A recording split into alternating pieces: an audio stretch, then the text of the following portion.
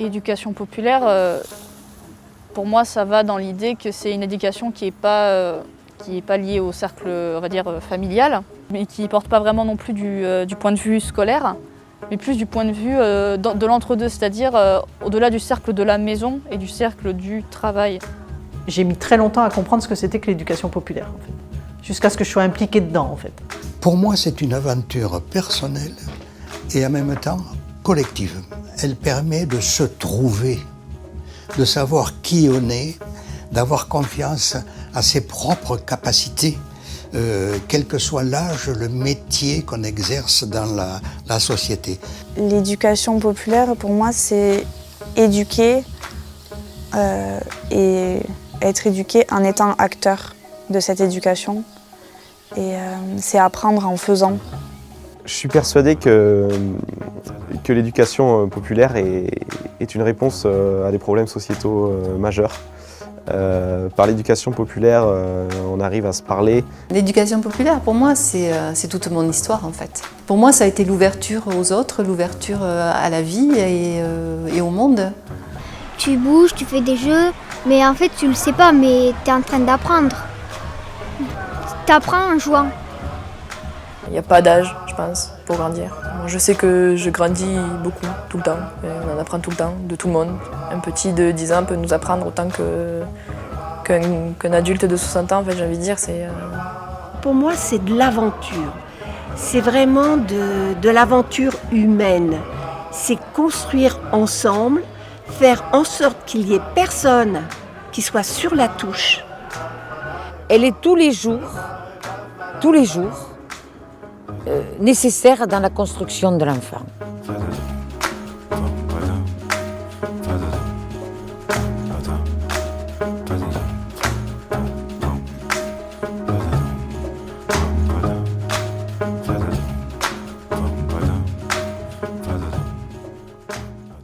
Ça va pas le Salut marquer. Paulette, comment tu vas? Bonjour Mais Paulette. si, ça va pas. Bonjour monsieur. C'est Claude, moi. J'imagine pas une société sans éducation populaire ou mal, ou avec peine. Parce que l'éducation populaire, c'est ce qui met de l'huile dans les rouages, en fait. C'est ce qui fait que la société elle est tenable encore. Elle est là pour se faire croiser des gens à qui on n'aurait pas forcément proposé de se croiser. Quand les gens sortent plus de chez eux et restent dans leur confort individuel, on perd quelque chose. Et ce qu'on perd, c'est la connaissance mutuelle de gens qui sont différents, en fait. L'apprentissage de la différence, l'acceptation de la différence.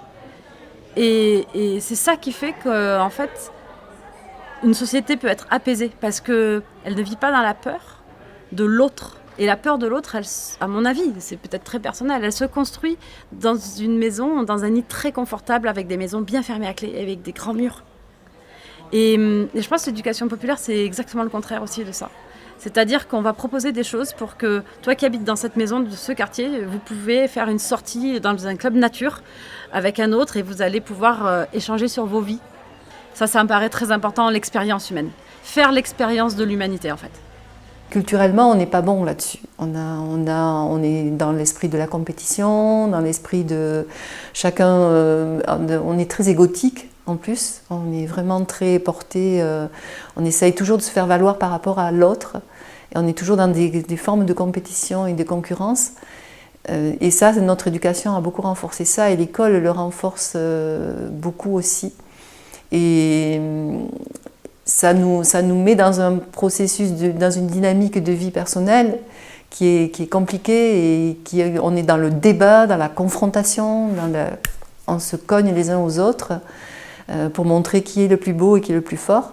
Et en fait, si on arrive à s'accueillir au lieu de se cogner et à comprendre que c'est dans la diversité qu'est notre richesse, et si on structure tout cela dans un dialogue social, en travaillant sur les outils du dialogue, sur les méthodes, eh bien on peut construire des choses beaucoup plus belles et on peut aller beaucoup plus loin. Et moi, c'est ce qui me porte aujourd'hui et c'est vraiment typiquement pour moi l'orientation du discours de l'éducation populaire aujourd'hui. Et pour moi, c'est vers là qu'on doit aller au niveau de l'éducation populaire. Et c'est comme ça qu'on pourra peut-être changer notre société et changer de paradigme. Voilà. La voie du changement, pour moi, elle est là. Essayez vraiment, on rencontre plein de choses tous les jours, à chaque seconde. Essayez vraiment d'être reconvoquer ça et d'être présent à ça. On recircule dans l'espace.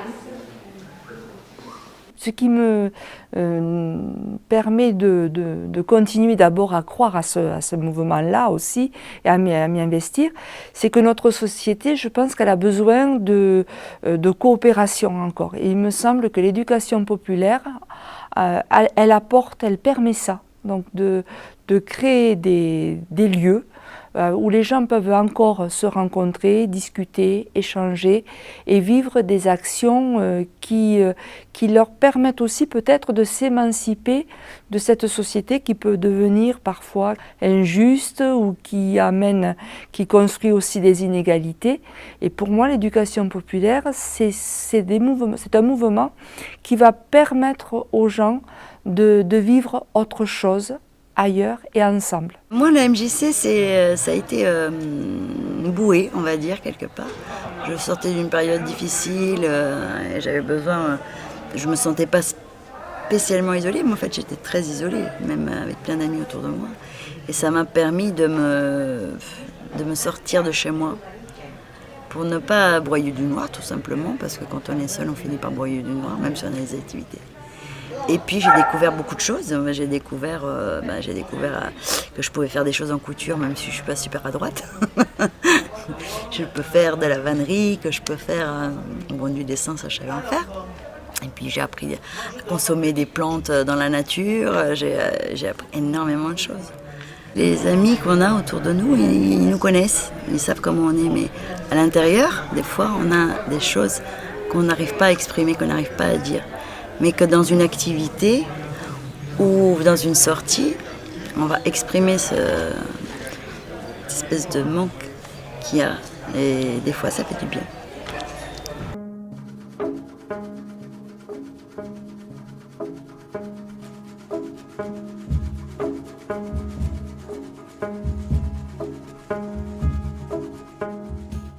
J'aime bien aussi le mot accompagnement. L'éducation populaire, c'est permettre aussi d'accompagner la personne dans son propre parcours, dans son propre cheminement, et pas uniquement donner des injonctions qui viendraient du haut et qui nous diraient il faut vivre comme ça et pas autrement, mais bien permettre à l'individu de choisir, de savoir ce qu'il veut et ce qu'il veut faire. Voilà, donc d'amener les personnes dans leur propre construction et les accompagner dans ça. Donc on n'a pas forcément de vérité à donner, mais bien à ouvrir des possibles de vie. Et c'est en ce sens que l'éducation populaire me semble moderne et indispensable, essentielle de nos jours. L'école ne peut pas tout faire, bon. Mais il faut protéger l'école. Les liens avec l'école, ils sont importants. Et nous travaillons beaucoup avec les écoles, sur les projets. C'est-à-dire, on travaille sur cette périphérie de l'école, avec des actions qu'un enseignant tout seul ne pourrait pas mener. Et voilà pourquoi l'éducation, il faut qu'elle se poursuive au-delà de l'école primaire, du collège et du lycée. Et ça, c'est le principe pédagogique essentiel. Hein. C'est-à-dire, une idée, si on ne la met pas en pratique, elle s'éteint. J'ai un inspecteur d'académie, et je lui disais, vous nous parlez, monsieur l'inspecteur, chaque année de l'apprentissage de la citoyenneté. Il ne se fait pas verbalement, il se fait par la pratique associative, démocratique. Et s'ils la découvrent à l'école, ils vont rejoindre l'association de quartier et de village après. Voilà la cohérence où elle est, où elle serait. On ne prend la parole que si on a le bâton de parole. Non. Le conseil d'élève est toujours.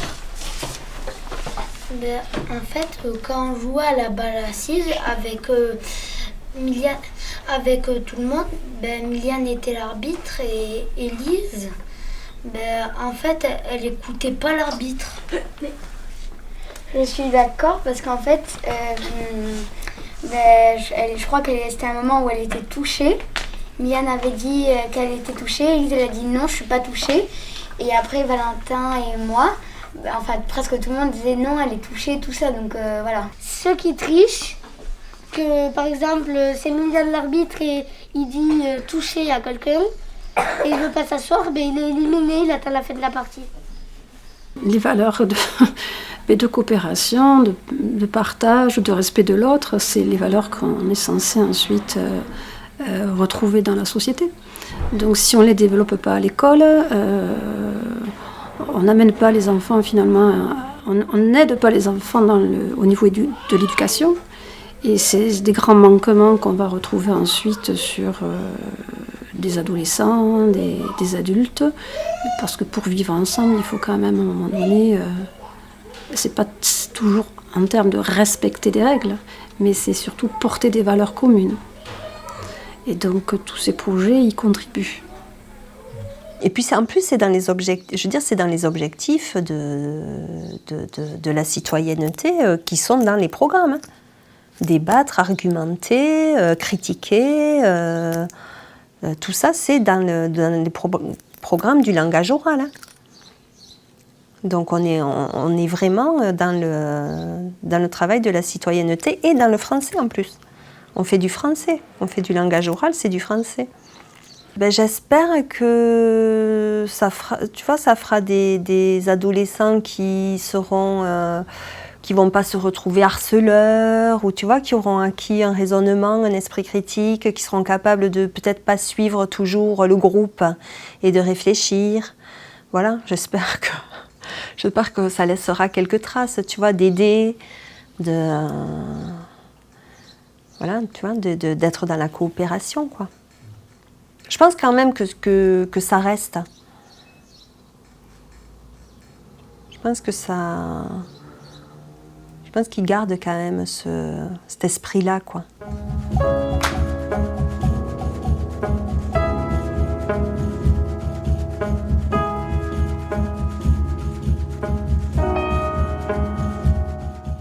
Peut-être que quelque part, on a été trop dans la compétition, oui, dans le savoir, le vouloir plaire. Et quand je dis plaire, c'est celui que j'ai envie d'employer comme mot, parce que à la limite, je préférerais qu'on dise je voudrais qu'on m'aime pour ce que je fais, plutôt qu'on m'aime, plutôt que je plaise. J'ai pu voir que c'est plus facile de raccrocher un enfant avec du ludique, avec de l'amour, des choses qui sont racontées, des choses qui sont proches, que des choses qui sont trop dans des cadres. Et je pense que nous, dans le monde actuel, on nous a mis dans des cases. Je ne voudrais pas y être dans la case. Je ne veux pas qu'on me dise si je suis la case 2 ou la 5. L'éducation populaire, elle est en opposition totale avec une culture de consommation. Quelle image on a de l'individu dans on va dire une prestation que l'on va payer, on paye, on va avoir un droit, une action qui est décidée par quelqu'un d'autre. Et ça plaît pas, mais finalement, quel est le choix de la personne, qu'est-ce qu'elle peut faire d'elle-même? Peut-être pas grand-chose. Dans une démarche éducation populaire, le sujet, il est partie prenante de l'action. Il est acteur aussi de ce qu'il va faire. Donc, et c'est là qu'il y a une réflexion à la fois philosophique, puis pédagogique dans l'action, qui met l'individu au centre du projet. Et ça, c'est fondamental aussi. S'il y a une volonté de refaire cohésion, de refaire société, c'est par ces biais-là, forcément. Enfin, il me semble, en tout cas, c'est pas par la consommation de masse, c'est pas par le capitalisme de base qu'on va aller chercher les gens et chercher à faire ensemble. Après, est-ce qu'il y a une volonté sociétale de faire ensemble? Ça, c'est autre chose. Mais s'il y a une volonté de faire ensemble, je pense que oui. Et l'éducation populaire et l'économie solidaire sont des outils. En tout cas, c'est ceux auxquels je crois. Malheureusement, si un jour, je ne le souhaite pas et je pense que c'est pas actuellement envisageable, mais en France se met en place un régime autoritaire qui peut être idéologiquement autoritaire ou financièrement autoritaire, ce qui revient à peu près au même. C'est-à-dire que pour une raison idéologique ou soi-disant économique, on coupe tous les robinets des associations d'éducation populaire. Et bien en fait, on peut continuer, on revient au 19e siècle avec des gens qui crèvent dans la rue et qui travaillent pour pas crever. Et qui sont dans une misère personnelle jamais atteinte, enfin voilà, comme au 19e siècle, avec des gens qui sont ravis de pouvoir partir en vacances à je ne sais où, là où ils pourront se le payer et où ils iront sans problème, avec des prestataires d'organisation, des loisirs. L'horreur. Voilà, moi c'est la société que je veux pas. Qu'on paye, qu'on vienne consommer, en fait, c'est ça. On vient consommer de la culture, du loisir, sans se préoccuper aucunement de l'intérêt collectif. La disparition de l'intérêt collectif. On se rappelle un petit peu pourquoi on a mis ça en place. Est-ce qu'on aimait la société du 19e? Est-ce qu'on aimait la société du 18e? L'idée, c'est de faire des progrès sociaux. C'est ça l'idée.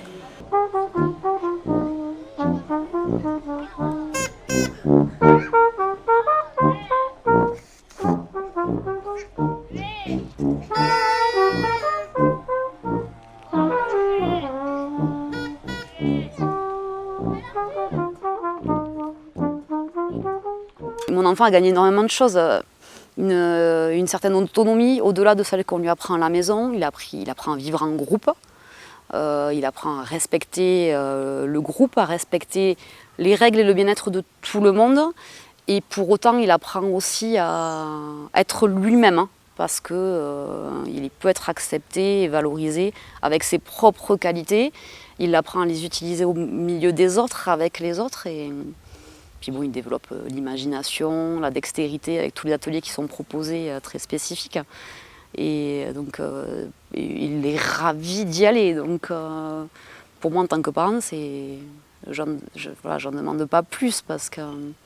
Merci d'être là. Sachez que tous ensemble, il y a à peu près, l'air de rien, 200 enfants. Et rien que pour ça, je crois déjà que vous pouvez vous applaudir les uns les autres et vous encourager. C'est très bien. Merci, merci d'être là. Alors, il n'y a pas de point pour un diplôme. Il n'y a pas de point pour une médaille. Mais ce qu'il y a à gagner, ce sont des vrais points de santé, des vrais points de force, des vrais points de rapidité, d'agilité. C'est quelque chose que je n'imaginais pas avant de rentrer dans l'association. C'est toute la réflexion en amont justement de pourquoi on amène telle activité. Toutes les raisons derrière qui sont presque le cahier des charges, je dirais, qui fait qu'on en arrive à faire cette activité. Finalement, je me suis rendu compte que ce n'est pas l'activité qui est choisie et puis on brode autour, que c'est complètement l'inverse. Il y a une idée précise et un but recherché qui fait que l'activité va s'adapter finalement aux décisions qui ont été prises et ce que le centre cherche à amener aux enfants en fait. J'ai énormément appris parce que j'étais plutôt... En fait, j'allais à la MJC quand mes enfants étaient petits pour les déposer, mais je ne me suis jamais préoccupée en fait, du fonctionnement associatif. Je voyais surtout l'aspect salarié, en fait, l'aspect coordonnateur, directeur, les intervenants, les animateurs. Mais jamais je me suis posé la question en fait, de l'association qui était derrière. Je me suis dit, bon, qu'est-ce que c'est exactement l'éducation populaire? Tout le monde parle de ça, bon, mais est-ce que c'est pas juste des mots et il n'y a rien vraiment de concret derrière, quoi. Et là, cette année, on a vraiment expérimenté en fait, ce que c'était justement la solidarité, de continuer à aller vers les gens même si on ne les voyait plus. On n'a pas eu tout l'aspect festif dont on m'avait parlé en me disant « Tiens, viens à la MJC, tu verras, il y a des petites bouffes et tout, c'est sympa. » Donc ça, on ne l'a pas eu. Mais par contre, on a travaillé, je pense, sur fondements, quoi, nos fondations et nos valeurs. Voilà. Donc finalement, le confinement, ça a été dur, c'est sûr, mais ça m'a permis de rentrer dans l'association de cette façon-là, quoi. Pour moi, c'est un des lieux où ils ont appris à parler aux adultes, clairement. C'est-à-dire de se positionner en tant que jeune, même enfant, mais on leur a laissé la place, on leur a laissé la parole, on leur a laissé l'initiative, la possibilité d'initiative, à la fois en tant qu'individu et en tant que groupe. Donc c'est ce respect et cette confiance dans l'enfant qui arrive et qui en fait permet de lui laisser sa place, quoi. Et puis après, la possibilité aussi d'être en responsabilité. Parce que mes jeunes, ils ont été accueillis, mais ils ont aussi, après, ils sont aussi passés de l'autre côté de la barrière en contribuant à l'animation d'un certain nombre d'ateliers, ou même en faisant partie de... J'ai une de mes filles qui a été embauchée comme animatrice pour accompagner un groupe de jeunes qui avaient à peine quelques années de moins qu'elle, mais ils sont partis ensemble au Portugal. Essayez de mettre plutôt sur une même piste, pas avoir 36 pistes. Et par contre, pour celle qui est là, ce qui serait bien, par contre, celle-là, tu peux la mettre sur une piste autre pour mettre un fond derrière. Je trouve le MJC génial parce qu'on voit nos amis, nos animateurs, on fait des activités qu'on ne pourrait pas faire tous les jours. Et voilà. On apprend le partage, à pas être méchant, enfin je sais pas comment dire. À pas être méchant. Et la politesse aussi. Des fois on apprend la politesse vu qu'on doit respecter certaines règles pour la bonne entente du groupe. Le fait de voir des gens et de communiquer, je trouve que ça ouvre l'esprit, ça fait grandir et ça rend un peu plus sociable et un peu moins timide. Personnellement, ça m'a aidé à pouvoir avoir ma propre idée sur telle chose et à pouvoir l'exprimer en fait. Et aussi de pouvoir accepter les idées des autres, d'être ouvert d'esprit, d'apprendre plein de choses, faire plein de choses, plein d'activités. Pour moi, c'est ça l'avantage.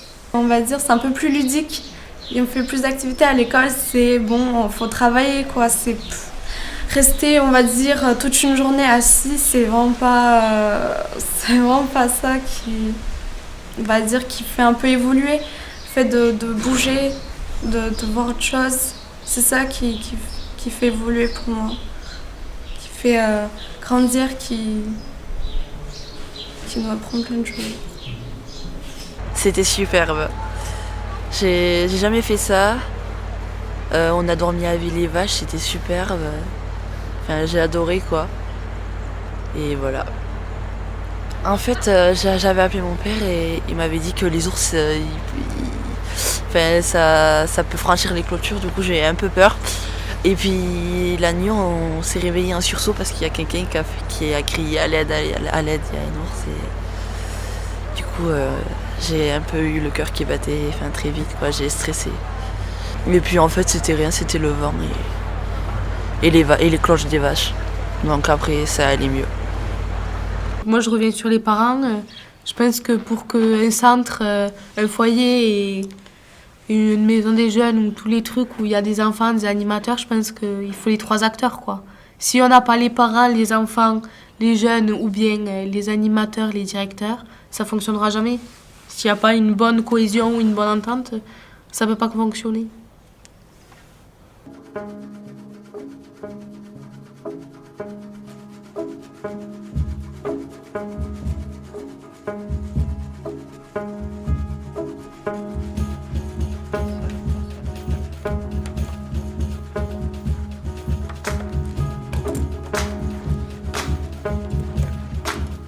Donc moi je suis venue avec la MJC d'Orléans et c'est Sébastien, un éducateur, qui m'a proposé de venir participer à un chantier où vraiment on était intégrée dans l'équipe qui organisait voilà, ce festival.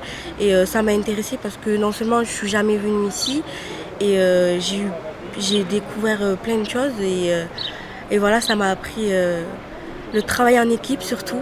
Et voilà, je vous l'avoue, je suis quelqu'un de très timide. Voilà, j'ai pas l'habitude d'aller vers les gens. Mais voilà, je vois les gens souriants, accueillants. Voilà, je suis allée vers eux et j'ai pu parler avec eux et voilà, le courant est passé. Mais en fait, j'aimerais bien y amener ma famille. En fait, je pense que ils ont quand même, pour moi, ils ont le droit de découvrir tout ça parce qu'on n'a pas vraiment l'occasion. Et pour moi, ce serait une grande opportunité, même un rêve, hein, parce que voilà, ma famille, on n'a pas trop l'habitude, comme je vous l'ai dit, et ça serait une grande chose de les amener ici. On commence dans des associations comme ça, et après en y sortant, je pense que beaucoup d'entre nous voudront être bénévoles ailleurs, pour faire d'autres choses, tout le temps dans le bénévolat, pour aider les autres, parce que ça nous a beaucoup appris aussi à aider les autres.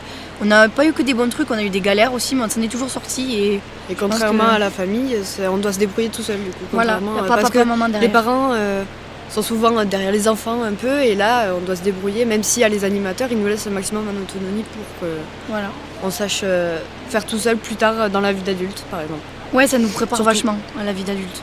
Il y a peut-être 2 ans, dans notre village à Maubourguet, là où l'association s'est construite, on a repeint les murs de la piscine municipale parce qu'il était assez vieux, et on a repeint pour attirer les gens et pour avoir un renouveau aussi dans le village. Et on a aussi, par exemple, on a des arènes dans notre village, et une année on a tout désherbé, on a tout nettoyé pour aider le village et ça soit tout prêt pour l'été. Ouais, on a passé plusieurs heures à nettoyer. Et au final, on était contents parce que quand on voit les arènes toutes propres et qu'on se dit qu'il y a plein de gens qui vont y aller, qui vont se dire « Waouh, c'est propre notre village », on était contents. Je retiens beaucoup de positifs de ces associations, voire même, je pense presque que du positif. Hein. Parce que pour moi, c'est ce qu'il y a de mieux parce que on détruit des barrières, on se construit individuellement mais aussi collectivement. Et ça permet de savoir qui on est et qu'est-ce qu'on veut faire. Même si les associations ne peuvent pas non plus répondre définitivement à cette question, ça montre, au moins, ça montre des possibilités. On a exploré ceci, on sait au moins que c'est pas ce qui nous plaît, et déjà ça enlève ça.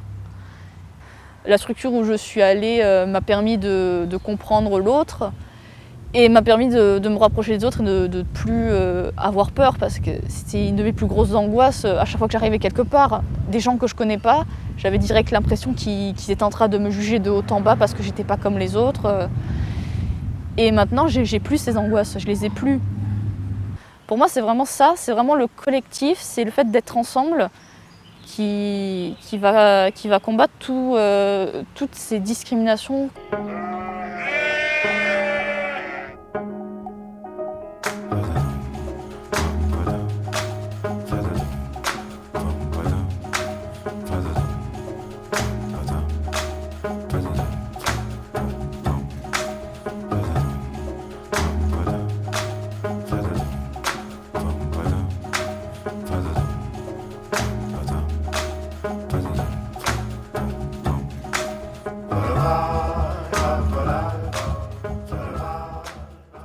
Ce que le MRJC et plus largement l'éducation populaire m'a apporté, mais c'est énorme à l'échelle de ma vie à moi.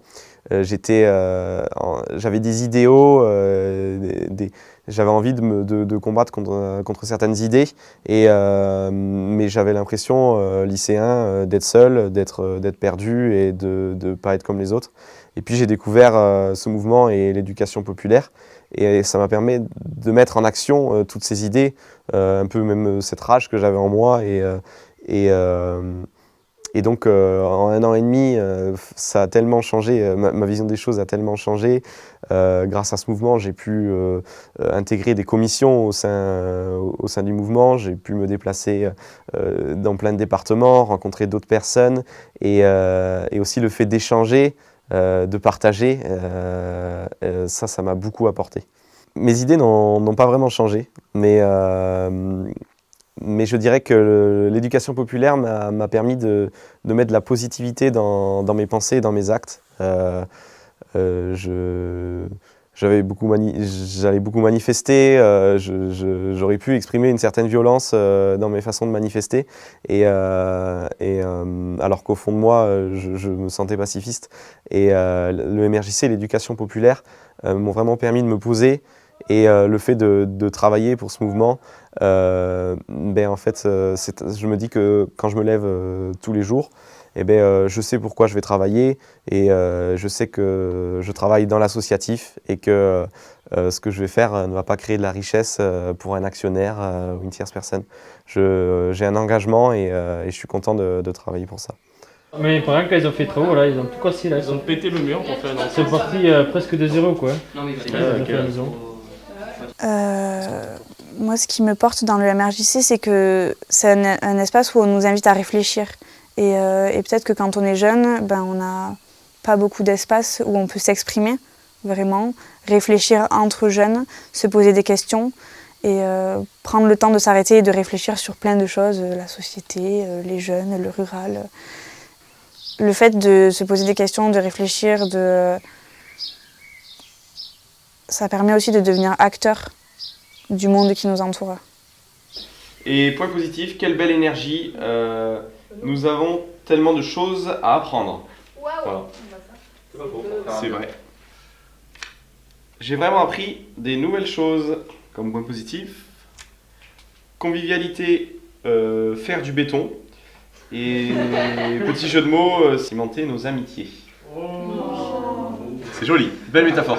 Moi, ça me fait penser à ça, l'éducation populaire. Ça amène un petit peu les jeunes à se sentir légitimes, à pouvoir dire des choses, à pouvoir penser leur place dans la société, leur besoin de s'exprimer sur la société et leur légitimité à le faire. En fait. Moi, je trouve que l'éducation nationale,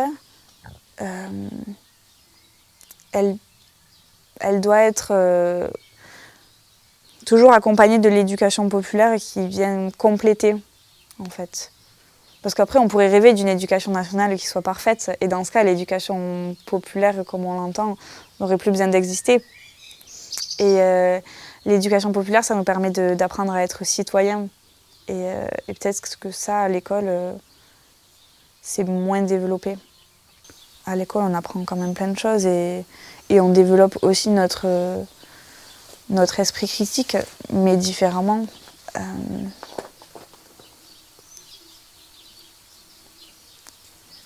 À l'école, on apprend des faits, par exemple des faits historiques. On apprend à lire, à écrire. Et c'est important quand même d'avoir ces outils-là. C'est un peu ça. L'éducation nationale, elle apporte des outils. Et l'éducation populaire, elle nous apprend à les utiliser. En tout cas, au MRJC, c'est concret. On discute de choses concrètes. L'éducation nationale, il faut suivre le programme. Bonjour, je m'appelle Maison de la Jeunesse et de la Culture. Mais ici, tout le monde m'appelle MJC. Que puis-je pour toi? Je cherche un endroit pour grandir et m'épanouir, répond l'arbrisseau. Et là, le petit arbrisseau regarde chacun des arbres. Il leur demande: et vous? Et vous, qui êtes-vous? Il y a une notion aussi qui est importante, c'est la notion de plaisir. De trouver du plaisir à faire quelque chose, à partager, à donner, à échanger. Et à partir du moment où on obtient ce plaisir dans le travail même, on a gagné quelque chose. Et ça aussi, c'est une forme de résistance. C'est de ne pas aller dans le sens habituel du négatif et de voir tout ce qui est noir et qui ne va pas. Bon, tout en étant réaliste, on sait qu'il y a des choses qui ne vont pas bien. Mais effectivement, changer notre regard et notre façon de regarder les choses et de s'accrocher à tous ces projets qui amènent de l'espoir, de l'espérance, de la vie, qui permet aux gens qui permettent aux gens de s'en sortir aussi, de vivre des actions positives et qui changent leur vie aussi. Et ça, je crois que l'éducation populaire, elle a tout à fait son rôle à jouer dans cette œuvre-là. Cultiver l'émerveillement, ça c'est une belle chose. L'émerveillement, le plaisir, l'amour, la joie de se rencontrer, de vivre des choses ensemble qui ont du sens. Voilà, moi je crois que c'est... Et le moment présent aussi. Et ralentir.